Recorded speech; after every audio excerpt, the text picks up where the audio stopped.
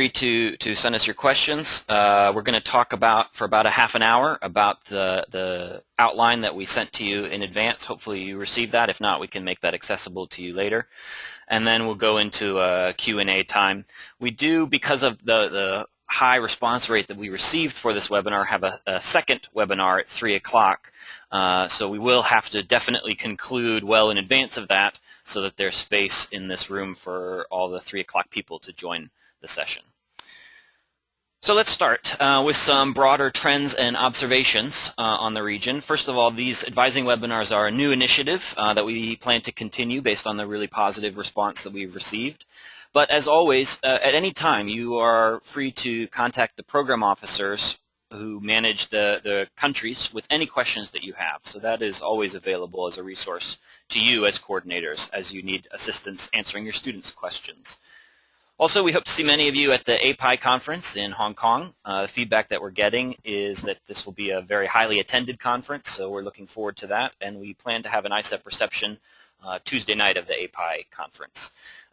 Also, we're working hard at ISEP Central on moving online applications forward. I'm doing a lot of testing myself for a lot of the developers, and that's really exciting to see that start to take shape. So we should see that coming on pretty soon.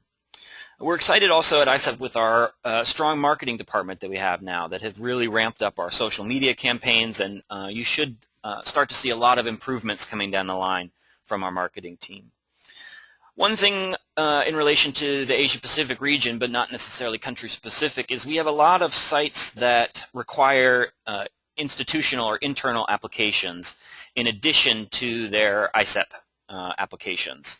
So pay attention to the directory pages and the PPAF notes for those sites, because we've had some problems in the past with students not filling out those additional applications in a timely manner. So if you could help us get your students to fill out those documents as they're required, and it will indicate that again in the directory pages and on the PPAF notes. So let's start with Australia. I'm going to talk about this for a little bit. As you can see in this chart, we have requested the list of students that have requested Australian sites as their first choice. That's 150 for all of Australia. This is combined both exchange and direct in these numbers, and we were able to place 89 students both on exchange and direct. In some cases, for some of these countries, I've broken down how many exchange spots there were. What I can say for Australia is we had 40 exchange spots. So with 150 selecting that as their first choice, it makes it quite a competitive site for placements. The top 10 fields of study you can see listed there. Australia obviously has a lot that they can accommodate students with. And again, the anticipated chance of placement for 2013-14, we expect all sites still to be limited on exchange and excellent on direct. We do expect to see these exchange numbers continue to grow. We have been working very hard with our Australian members to increase the amount of exchange space that they have available, and we are continuing to do so. We are also meeting with several prospective Australian institutions, and that is an exciting development that we will announce when it's ready. For Australia, as a reminder, semester placements only on exchange so that we can accommodate as many students as possible. But direct students are welcome to go on full year or semester, and those chances of placement are always excellent. Coordinators are very interested often in how we make the decision. When we have so many students applying for not enough exchange space, how do we decide who gets the placement? And I've listed here a number of different criteria that we do factor in, but we've got to find ways to narrow down the pile of students that we're considering. So priority deadline is key. If it's not in by the priority deadline, there really isn't much of any chance of placement, because we can easily fill all the exchange space with the students that apply by the priority deadline who have excellent GPAs, who have excellent applications, who are very strong fit. So it's just very competitive. We do, however, because of the network and the priorities of the network, focus on making it as fair as possible to all of our members. And we're actually going to probably take some strides in this upcoming placement round to even more look at the home universities of all of our students and make sure as many institutions, as many members as possible are awarded at least one of these really competitive exchange spots. In the past, that had been something that had been done kind of in the program officer's head, and we're going to look to kind of systematize that a little bit more so that we can get as many of our members into some of these really competitive placements. On the host site request list, the biggest rule of thumb for the student is do not list anything that you wouldn't be interested in going to. I know we've told coordinators in the past, make sure you put a variety of chances of placement on the application, but yes, that's helpful. We like that. But oftentimes what that means is it gives us another option for where we can put them, as opposed to increasing their chances of placement at an Australian site. So really, the number one rule for the host site request list is don't put anything on there that you wouldn't be happy going to. That's really key. Also, if you plan to send us more than one student for these really competitive sites, please send us a ranking of your students. So that, because they're actually competing against each other, it's going to be hard for us to allot multiple sites, multiple students from the same home institution. So please give us a ranking so that that can help us in our decision-making process. And if we can get more than one in, we will try. But that really helps. A good question, Sarah, on an advantage about submitting before the priority deadline. Definitely not. We look at the priority deadline date, and is it before or is it after? And we don't review applications in advance of the priority deadline or make any decisions prior to the priority deadline. So that really is the one date that matters. As a reminder, that's February 15th and September 1st. Some of you who've been with us for a while may know it used to be February 1st, and we've extended that deadline to the 15th, and that seems to be working well. Another problem that we've been having with on Australian sites is students signing up for the wrong housing. So in addition to the complications in Australia where there be multiple campuses, there's also multiple housing options. And in Australia, housing is often handled from an entirely separate office than the international office. So it can be quite confusing and complicated for the students to know which housing to sign up for. So please pay attention to the PPAF notes, because that will communicate which housing they're supposed to reserve. And if there's any contradiction in the materials that they receive from the host university or from the housing department versus what is communicated via ISEP, let us know. If students are uncertain about which they should choose, they should always go with what ISEP says. But we also want to know when there's a mixed message being sent, because it happens quite often, and we want to make sure that students are reserving the correct housing based on what's included for their ISEP program. I thought there was something else that I wanted to cover, and if I've forgotten it, I'll come back to it later on. We're going to move on now to, and if I don't get to your question, we will have time at the end to get to it later. So I'm going to move on now to Steve in Japan.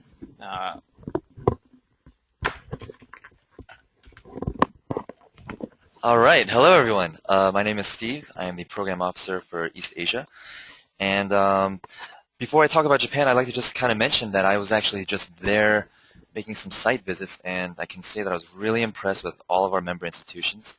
Now, having said that, in general, Japan, at least in the East Asia region, is definitely the most popular choice amongst students, as you can see on the chart. A total of 121 students requested to be placed in Japan. On the flip side, there is not much space in Japan, so it makes it a very competitive site.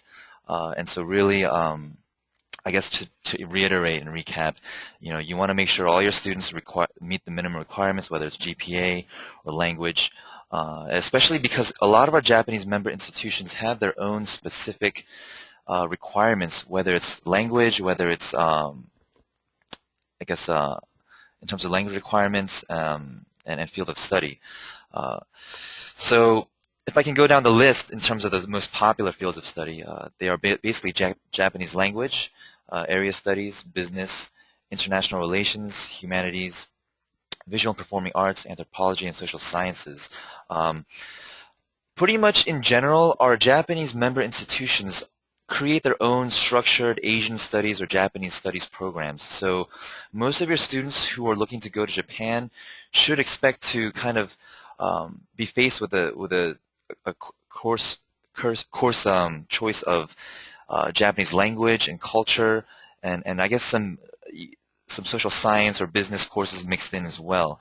But they will tend to be limited to the structured courses that the Japanese institutions have set up, unless their Japanese language ability is high enough to place out of these kind of courses and they can take regular Japanese courses.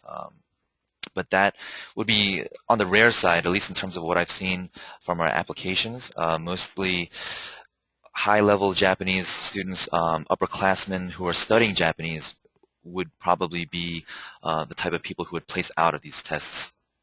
But if I can move on to chances of placement, just to review, we have very good chance of placement at Toyo University, Nihon Mishima University, and Chukyo University, as well as Kansai Gaidai on the direct program. A fair chance of placement at Nanzan University, limited to very limited chance of placement at Ritsumeikan and Tokyo International University, and Kansai Gaidai University is closed this time around on their exchange program due to imbalances of their balance. In terms of requirements, as I mentioned earlier, each school has a slightly different language requirement. Tokyo International University, Nanzan, and Ritsumeikan will be the most flexible for students who are new to Japanese, and you can see that they have no language requirement there, so it's good for beginners. Same as Toyo University and Kansai Gaidai, except they do require 1 semester of Japanese language. And then going down the list, you see Nihon University and Chukyo University requiring at least 2 semesters. Placement length consideration. Most of our Japanese sites only permit up to a semester of placement at their institutions, except for Toyo University. Only full-year placements are accepted there. Toyo University, Chukyo University, Ritsumeikan, Nihon Mishima, and Kansai Gaidai on direct also permit full year as well. But in general, other than those schools, students can expect to be placed for a semester, and it'll be very difficult to extend or place them otherwise. Nanzan University has started up a new summer program as well, so that's something to keep in mind. All of our Japanese member institutions require a 3.0 GPA, so please keep that in mind as well. They tend to be very kind of strict when it comes to these kind of academic requirements. So in terms of ISEP and the bigger picture, we are trying to meet the demand for Japan and working with some additional members to bring them on into the network, as well as working with individual member institutions to overcome their current imbalance obstacles and open up some space. We have 4 new direct program hosts. Toyo University has a direct program, as well as Tokyo International, Kansai Gaidai, and Nanzan's new summer language program. It will be on direct. So again, to reiterate, please just check each individual school's directory page. Our Japanese members tend to be, they tend to have unique characteristics that you may want to kind of take a closer look at to be more familiar with the schools. Let's see. Well, I guess we'll get to questions in a little bit. If I can just move on to South Korea. On the flip side of things, excuse me, South Korea tends to be a lot more open in terms of chance of placement. Your students will have a good chance of getting placed there because South Korea sends out so many students. As well as in terms of academic options, your students will find that they'll have a lot more choices of courses and departments to choose from when they look at Korea's institutions. So you can see that the top fields of study are business, area studies, foreign languages, international relations, economics, humanities, social sciences, psychology, biology, and engineering. Excellent chance of placement at Aju University and Ewha University.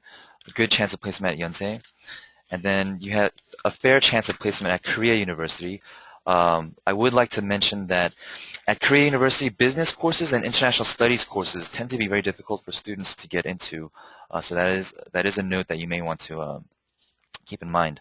And Kimei University has a fair chance of placement as well. They have their own balance issues to work out as well. So basically, in a nutshell, students who want to go to Korea most likely will get placed there.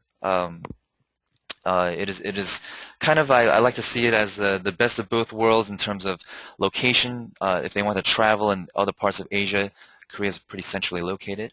In general, there's a lower cost of living than in Japan, so that always is a consideration for students. And as well as having the modern conveniences and technology of what students are usually used to, Korea makes for a very, very attractive destination. One other kind of offbeat point of advice I'd like to mention is that when you check the Korean institution's websites, you may want to consider using Internet Explorer actually, just because for whatever reason programmers there tend to gravitate towards coding for that browser only. I'm not sure why. So a lot of coordinators have expressed some difficulty in accessing the course lists on the individual university sites. Usually, if you're using a browser other than Internet Explorer, you'll find that they don't work properly or they take very long to load. So please use Internet Explorer and keep that in mind. Okay, and I think I'm going to pass the mic to Derek to answer a few questions before we move on. We got some great questions here that I wanted to address about Australia and Japan before we moved on to some of these other countries. Kirsten Shepard asked us about the chance of placement for Australia listed as a second or third option. But not lesser chance of placement, but it doesn't rule the students out. In other words, we do make placements on exchange where it's listed as a second or third, but it just kind of, it depends on the site. As you can see from the numbers, some we're able to accommodate a larger volume of students at some destinations than others, so we can fill it with first choice students and then pull in some second or third choices. It varies.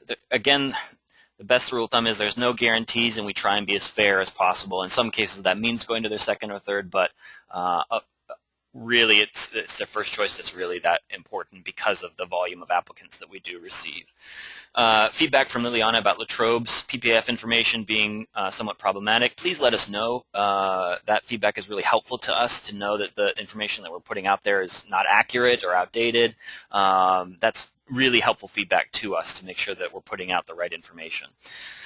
Question from Miko on priority consideration given to students who have completed a semester or two of Japanese language. It does depend on the site, and is that site the right site for the student based on what their needs are for their study abroad program. But in general, yes, that does help give for some sites. I'm thinking in particular where you need to have that language requirement. It certainly gives you an advantage over students that don't have any language at all.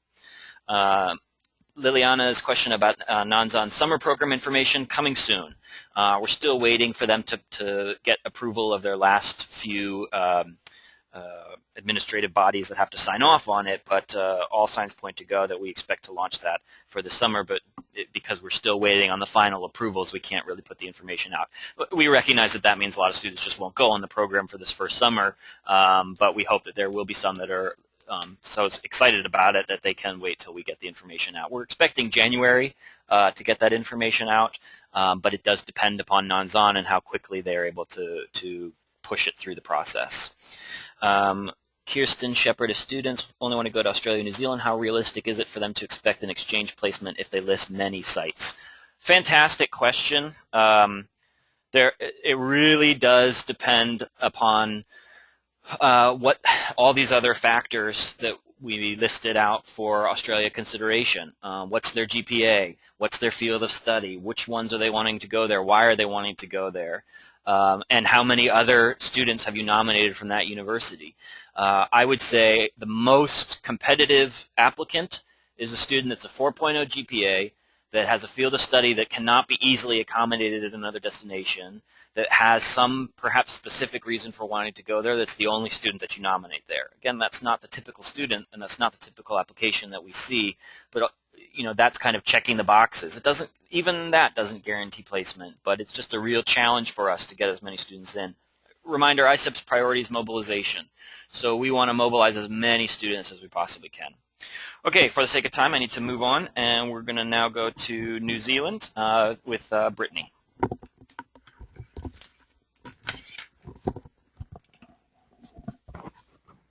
All right, hi everyone. I'm Brittany Parcells, Program Officer for Australia, India, Indonesia, Fiji, Malaysia, New Zealand, Thailand, and Vietnam.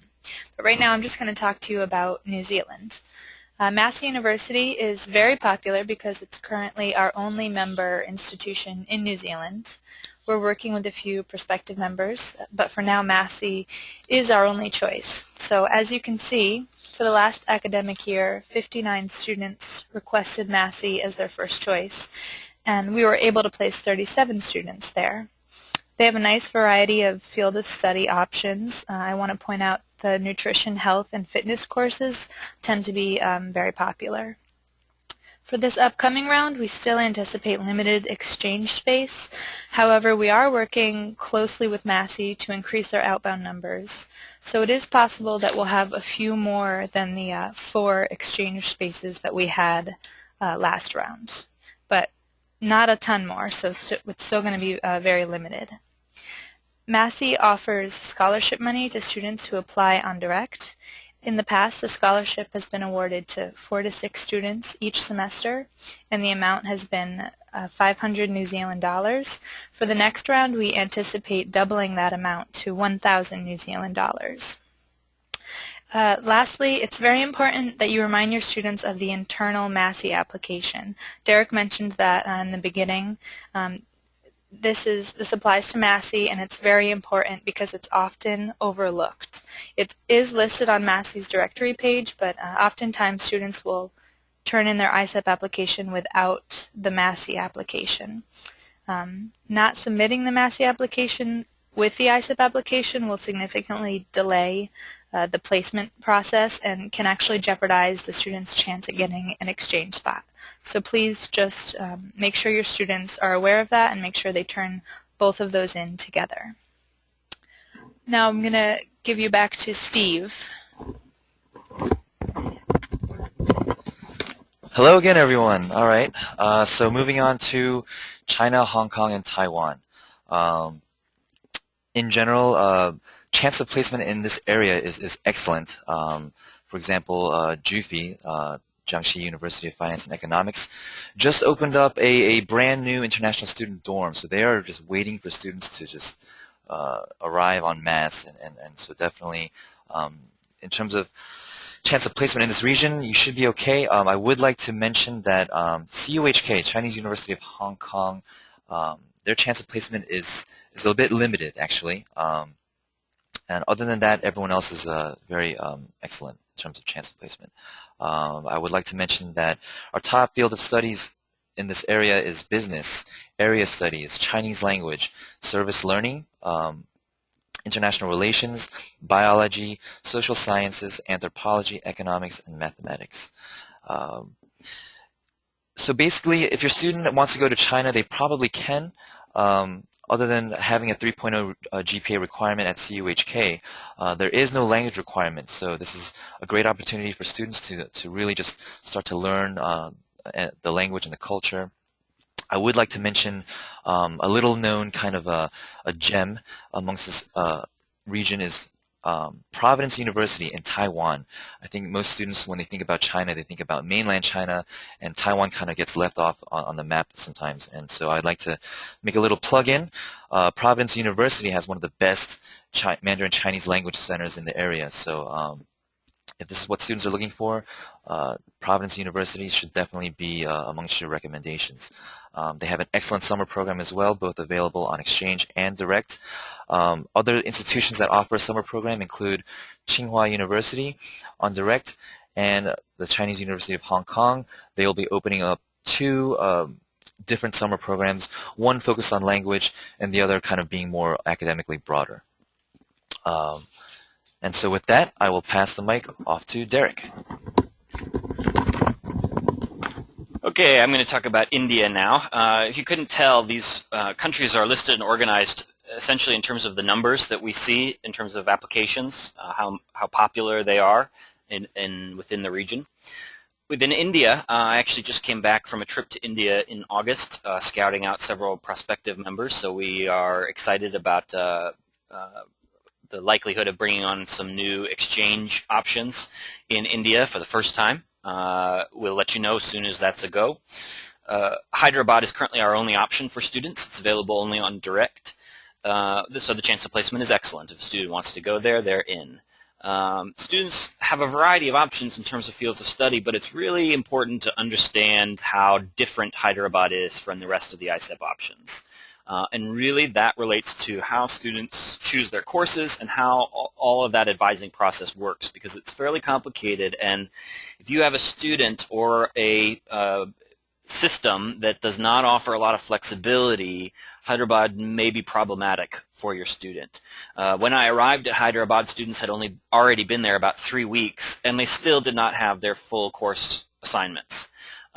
Basically, they're given a kind of a tentative list of potential courses that might be offered, but the students are instructed and given the contact information for each of the department chairs within the university, and the students go around and meet with the department chairs to negotiate their course load.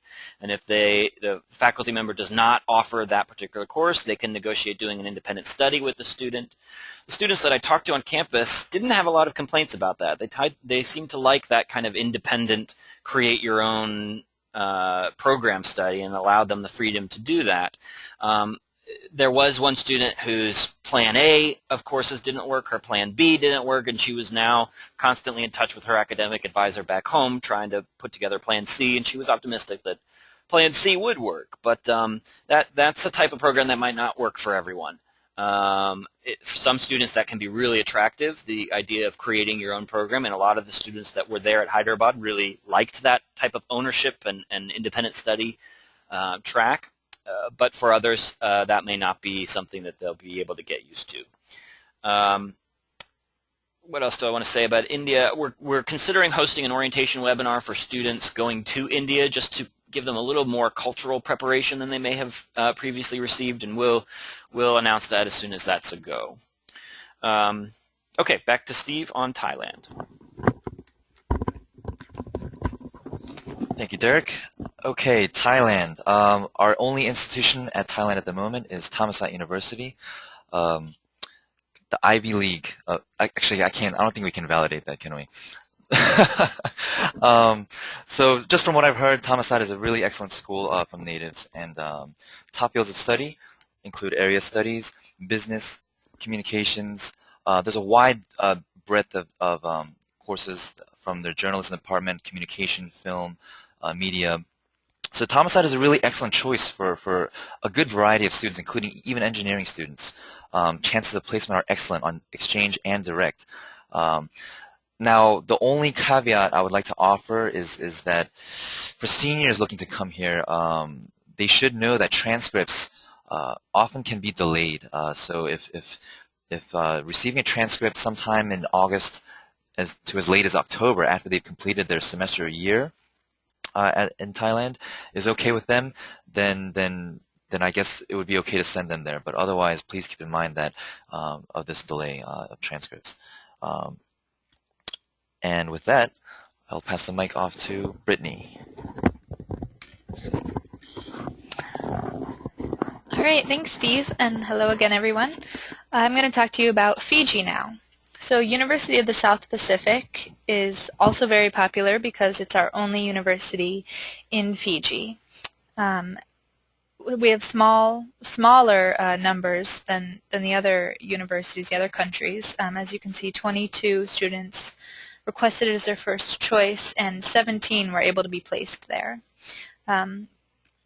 We expect very limited exchange space again this round, and we encourage students to apply for direct if that is a feasible option for them. One thing to note is it's important that your students realize Fiji is a developing country. A lot of students think of the beach and how beautiful and exotic it is, and it is all of those things. It's a beautiful country, but it's a developing country. So we just want you to make sure that your students' expectations are appropriate. We have also a list, a great list of fields of study that are offered there, but a few that I want to note as particularly strong fields are marine science, geography, and tourism. So if you have any students with those majors, this would be academically a good fit for them, and that would help their chances of getting an exchange spot. Okay, I'm going to pass you back to Derek now.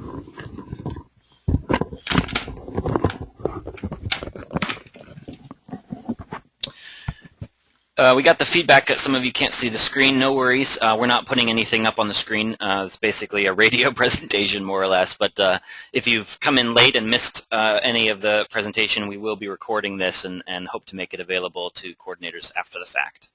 Finally, the last section is new countries for ISEP, kind of an update on where things stand with Malaysia, Vietnam, and Indonesia. As you can see, of those three, Malaysia is doing the strongest in terms of application volume and in terms of their activity.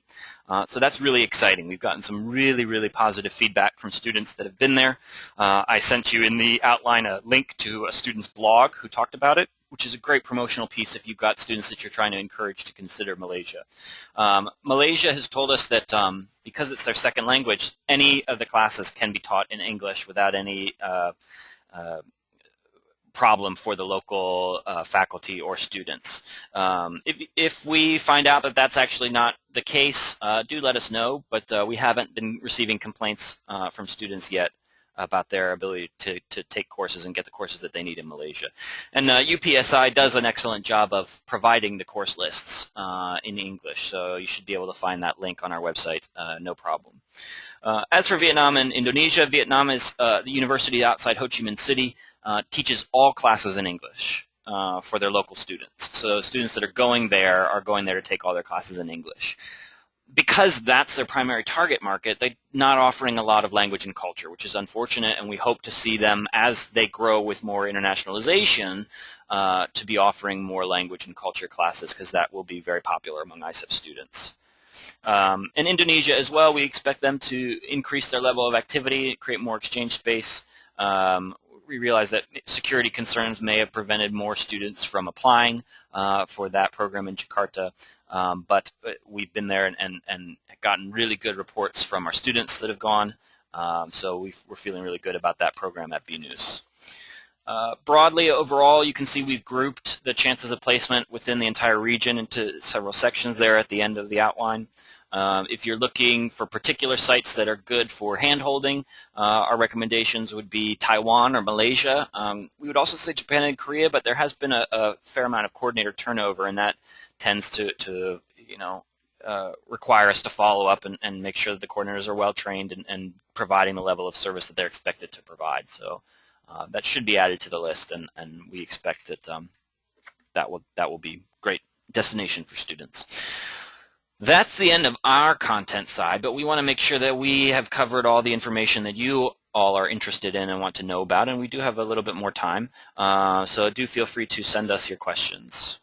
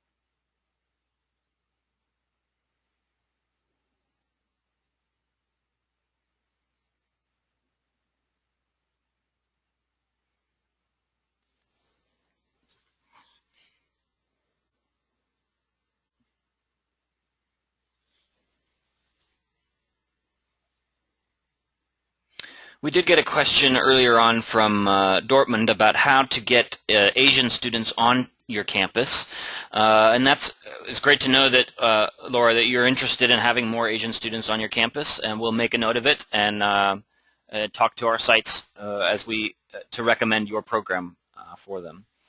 Um,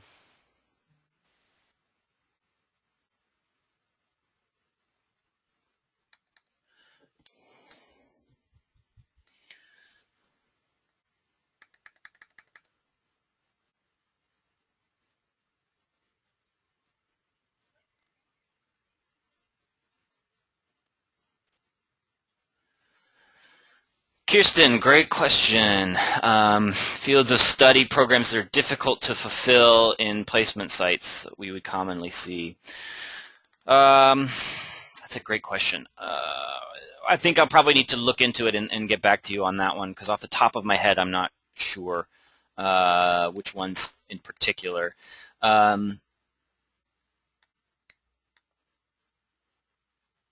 It does really kind of depend site to site.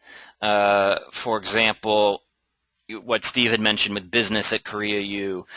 Business is also one that we tend to get really slow, is a little bit competitive at Thammasat as well. So things like that relevant to a particular site. Kirsten,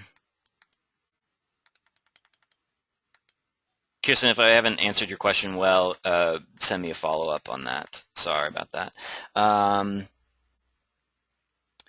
Good question about Nanzan no longer offering beginner Japanese language. Steve, I believe Steve talked to Nanzan on his visit about this, so I'm going to let him respond to that. This is Steve speaking. So to address the University of Iowa's question, just off of my most recent visit just a couple weeks ago at Nanzan University, they do plan to actually offer and support beginner level Japanese. So that's a good thing, and opens up the options for students who don't have that kind of advanced level. So if you check the directory page, that is updated now to reflect that. Before there was a note about beginner level Japanese not being offered. That has been removed, so it is now open to beginner Japanese.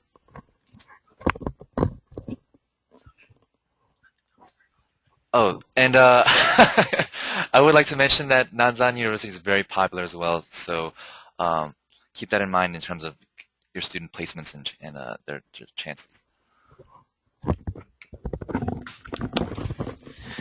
Miko, great question about country-specific Facebook groups. I'd actually like to see site-specific Facebook groups so students who are going to the same destination can meet each other on the same program. It's definitely something that our marketing team is working on, and we hope to see that in the future. There's a lot of really exciting developments, as I mentioned, from our marketing team. So Facebook will be a great tool, and some of the other social media avenues as well.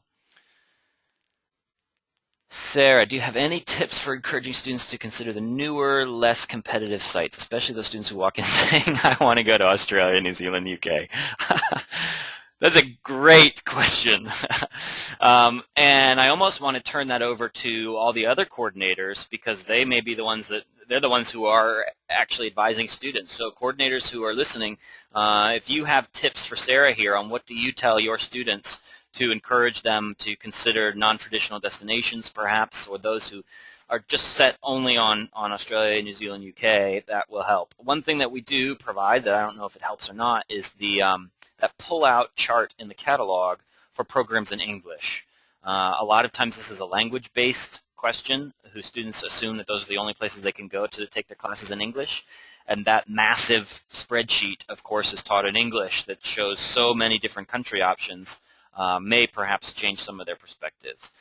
It also may be a kind of more competitive for the job market if they've got a unique study abroad experience.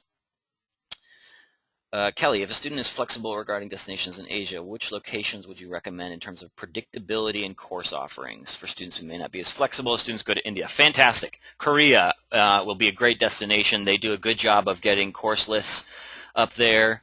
Well, I would probably avoid China, although Sichuan on direct would be a good option. Let me look through my list right now to see. Japan. How's Japan, Steve? Reliability of courses. I mean, they're not going to have so many choices, but if they get placed there, then they can expect the standard. Okay, so Steve says fewer choices in Japan, but more standard reliability per se. Providence with the course options. I've looked at Providence course options, and it doesn't seem to be as exhaustive as I'd like it to be. But within those courses, they should have that option. Malaysia should be very strong in terms of giving you a nice diversity of courses. So Korea, Malaysia, in summary, would be some of your stronger options within Asia Pacific, because that can be a challenge. Okay, Laura, is Thammasat still planning on 2 different? Yes. Yes, that's correct, Laura. And it's more than just engineering. So when you're looking on our directory page or on Thammasat's web page, they have the Taprachan and I don't know if I'm saying that right, but the Taprachan campus and the Rangsit campus. Those have 2 different academic calendars. The engineering campus is the Rangsit campus, and that is several months earlier than the Bangkok campus, the Taprachan campus. Where the Thai Studies program. The majority of students are on the Thai Studies program, but for engineering students, keep in mind that that is an earlier academic calendar and has a separate IIS. Kelly, yes, we do plan. We had such an outstanding response to this that we had to add not only an overflow one at 3 o'clock, but we also had to add a direct members session tomorrow, so keeping ourselves busy. And yes, we do plan to continue this. The other regions are somewhat jealous of ours being the guinea pigs. They are all excited to reach out to you guys and give you information on their programs, so you can certainly expect there will be more of these. And beyond simply regional advising, we're looking to expand this into topical advising, for example, financial aid advice, and not necessarily coming from ISEP, but from some of our members to tell you how their financial aid problems have been solved, and some of that creative sharing. It's just the benefit of the network.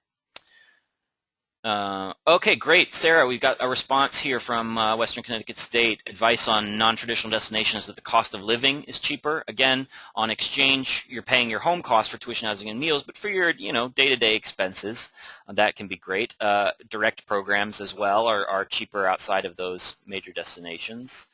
Related to Sarah's question, do you have recommendations for students interested in the physical environment of Australia and New Zealand, but who are less specific about courses? Fantastic. I don't know if this is going to hit your question on the head or not, but most students that want to go to Australia are interested in Sydney or Melbourne, the big cities.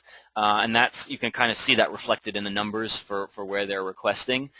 New Zealand is a great destination for the outdoorsy type, the kind of adventure sports, hikers, that type of people who enjoy the rugged terrain of New Zealand, which it's just a really fantastic destination. Interestingly enough, Malaysia is also a really good destination for that type of student, with all the whitewater rafting courses that they have, and we put a lot of that stuff on our website, but that's a really neat destination as well. Will numbers be available in the future? Possibly. I can't say for sure one way or the other. I think this is really valuable in this format of a webinar. I don't know about necessarily publishing them as a regular means on our directory page. I don't know how our actual members would feel about that, but I can't really give you an answer either way, but I think it's been really helpful for the purposes of this webinar, and certainly for future webinars we hope to do that.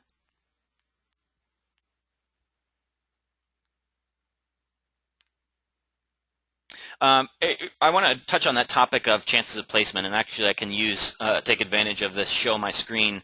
I believe you can see my screen now, hopefully, and I'm going to take you now to the chances of placement that many of you have seen here.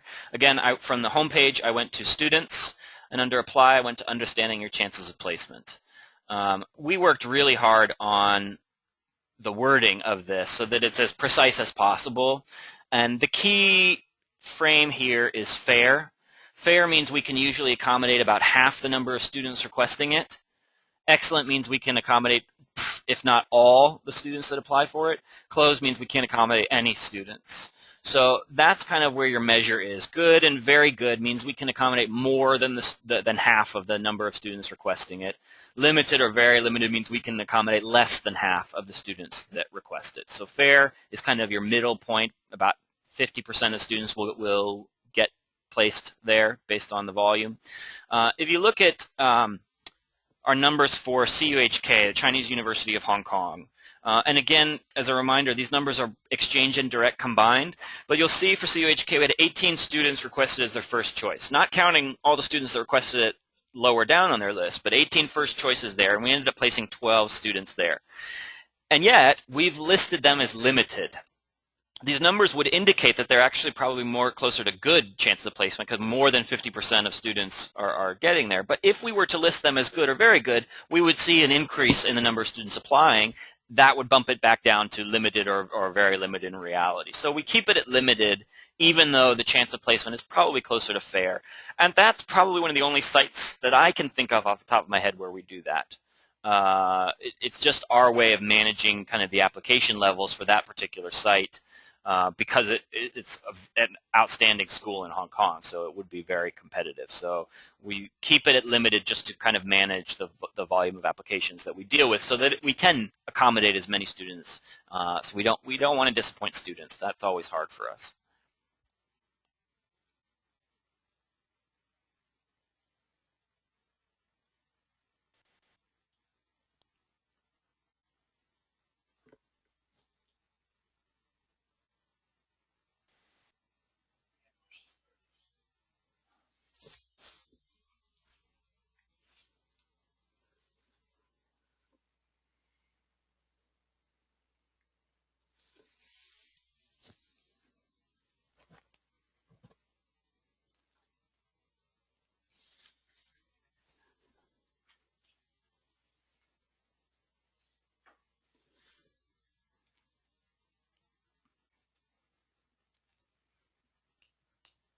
For those of you who are starting to arrive for our 3 o'clock webinar, we'll probably be starting that one around 3:05. For those of you who are here for the 2 o'clock webinar, feel free to send us any final questions, and thanks for attending. When an Asian institution lists science courses, is there a reasonable chance of finding a full semester of science courses? Great question. It's going to totally depend upon the site. So I guess I would say CUHK. CUHK should. That hasn't come up on my radar as one where students have had problems with that. CUHK is a very strong school with a consistent putting out their course availabilities. And Lewis, the coordinator there, will do a good job of letting us know whether or not he can really honestly accommodate what the student's asking for.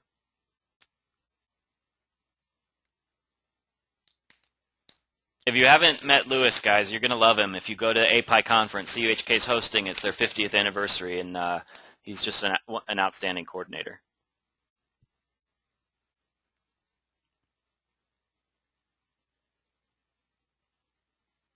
Thanks, Miko.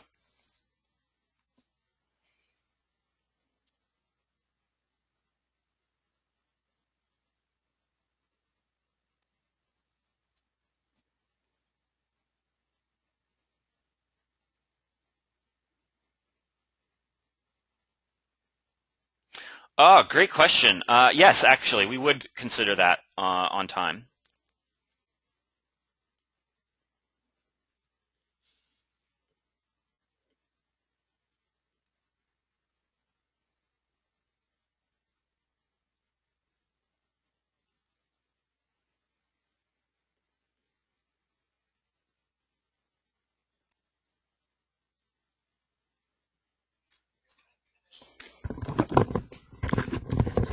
This is Steve now, and I'd actually just kind of like to follow up on the question about the reference letter.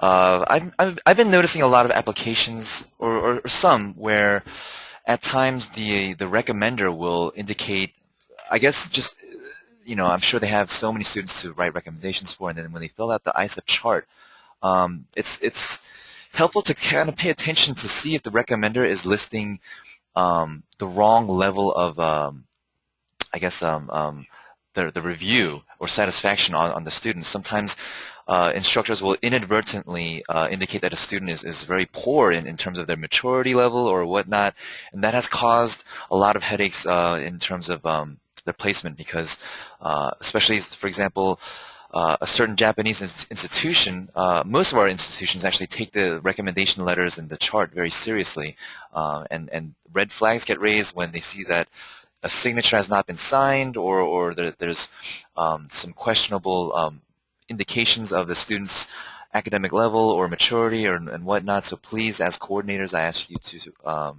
just take a quick glance and make sure that all the T's are crossed and the I's are dotted, and make sure that nothing kind of like a careless mistake isn't happening, because it can affect the student very negatively in the long run. Thanks.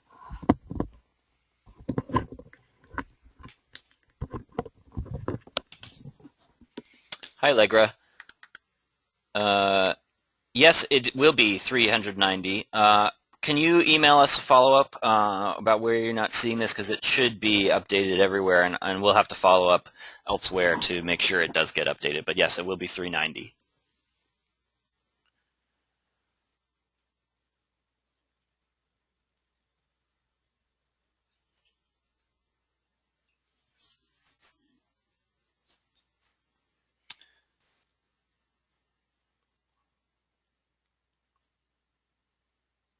Hey, Sarah. No, we mean where we've had coordinators actually not sign their coordinator reference, and we've had academic advisors not fill their academic advisors not. All right. Thanks for the feedback on the application not listing the fee correctly. We will follow up on that.